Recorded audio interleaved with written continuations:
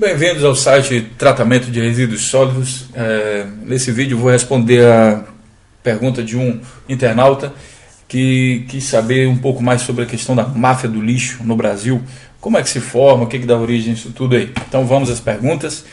São quais os motivos para existir uma máfia do lixo?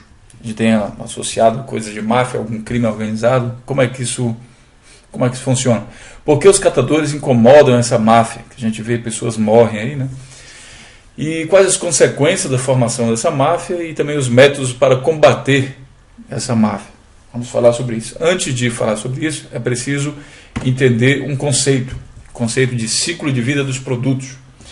Normalmente, nós temos aqui as nossas fontes de recursos naturais, que estão espalhadas em todo o mundo, e aqui acontece a extração dos produtos, dos recursos naturais, e vão ser transformados em indústrias. Aqui. Essas indústrias nem sempre estão lá perto do local onde são as fontes, né?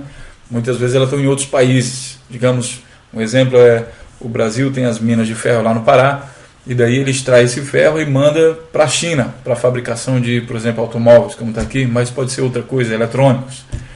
E daí isso tudo é transformado em produtos, vocês estão vendo aqui. Esses produtos têm uma vida útil, um dia eles acabam e vão ser jogados em lixões, ou aterro sanitário, ou qualquer que seja a destinação que seja dada a eles. Justamente essa destinação final é que ela vai significar para o futuro a próxima fonte de recursos naturais. Porque quando isso aqui acabar, as fontes naturais, só vai haver esses mesmos recursos, eles estão em forma de produtos espalhados pelo mundo.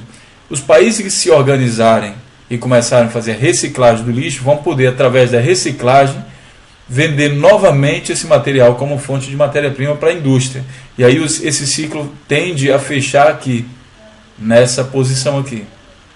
Quando isso aqui acabar, né? Porque o ferro não vai sumir do planeta Terra, ele só vai estar em alguma forma, em forma de algum produto, certo? E aí começa a briga, porque o acesso a esses recursos naturais, quando as empresas, quando as pessoas conseguem esse acesso, a ganância normalmente toma conta delas e ela quer só para ela. Então, quem possui hoje em dia um aterro sanitário, quem é dono de um aterro, ele tem ali nas mãos deles todos esses recursos naturais, quer dizer, todo esse movimento aqui da mina em direção aos aterros sanitários. E lá no aterro, ele consegue implantar então tecnologias que vai separar esse resíduo e vai vender então separado essas riquezas naturais. E claro que ele não vai querer que ninguém se meta nisso. Os catadores de lixo, por outro lado, vivem das sobras desse material, porque muitas vezes eles não estão assim ainda totalmente industrializados, digamos, em potência máxima. Aí eles vivem só de uma pequena parte. Só que quando há investimentos mesmo grandes, se consegue aproveitar uma grande parte disso. Isso gera muito dinheiro e muita riqueza. Certo? Então as empresas tentam controlar logo essa questão do aterro sanitário, tomar conta, com esse intuito de garantir esse acesso direto a esses recursos e com isso fazer a venda também direta. Sem falar que eles também recebem então pela disposição final do lixo. Tá? Então a reciclagem é a única forma que tem, reciclagem e reutilização, de colocar novamente essa matéria-prima aqui de volta ao mercado.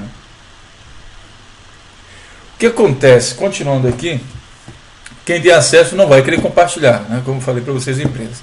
Os catadores tiram os recursos naturais das empresas, claro, porque se eles têm acesso lá dentro ao lixão, então eles vão começar a pegar os materiais que têm um valor maior, e é justamente os materiais que a empresa que está administrando também quer esse material para eles venderem, para a empresa deles lá ficar bem. Né? Então aí entra uma zona de conflito entre catadores e as empresas. Dificilmente uma empresa que é dona de um aterro, ela tem interesse que catadores ali se instalem. Eles podem até falar no início, não, claro, vamos fazer alguma coisa, mas no final eles dão um drible aí e conseguem sair disso. Não. As consequências da formação da máfia são a exclusão total dos catadores, é uma tendência natural, a gente observa isso no mundo, além de crimes e morte. Claro, vai ter uma outra pessoa aí que vai se rebelar contra essa exclusão, e aí muitas pessoas, outras, as ganâncias, né, finda excluindo essa pessoa através de assassinato. Basta que vocês digitam aí no Google máfia do lixo, coloca a palavra morte depois, vocês vão ver que isso não é nem um absurdo, nem uma coisa de outro mundo, o que eu estou falando, que isso já acontece hoje no Brasil. Mesmo o setor não tão totalmente organizado, isso acontece hoje. E o combate a essa criação dessa máfia, ela só pode acontecer no início da organização do setor. Porque é no início que o catador de lixo consegue garantir o lugar dele.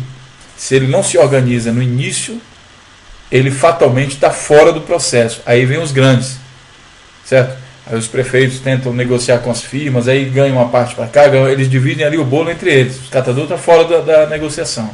Então a única forma de se combater essa máfia é quando os catadores se organizam no início do processo. Tem uma notícia aqui interessante que eu vou colocar. Então, como eu falei para vocês, começam a acontecer coisas estranhas aí que nem sempre a gente entende o porquê, né? O porquê da razão. E eu vou dar o exemplo aqui lá no Pará, lá na cidade de Belém do Pará. Essa notícia está aqui a data dela, do dia 6 de novembro de 2012.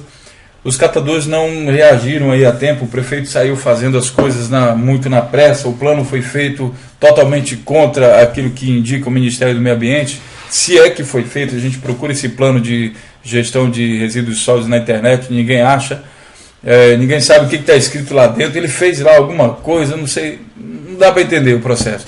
Também saiu contratando empresas, já tem empresa que vai construir o aterro sanitário futuro, e saiu agora outra empresa que já vai tomar conta aí do lixão atual. O engraçado é que ele fez um edital, e que esse edital, deixa eu ver aqui, não está falando aqui o valor. Esse edital, essa empresa, ela ganha R$2.750.000 ao mês para administrar o lixão do Aurá. Né? A gente fica perguntando o que vai fazer com tanto dinheiro, para que é tanto dinheiro, ninguém sabe direito.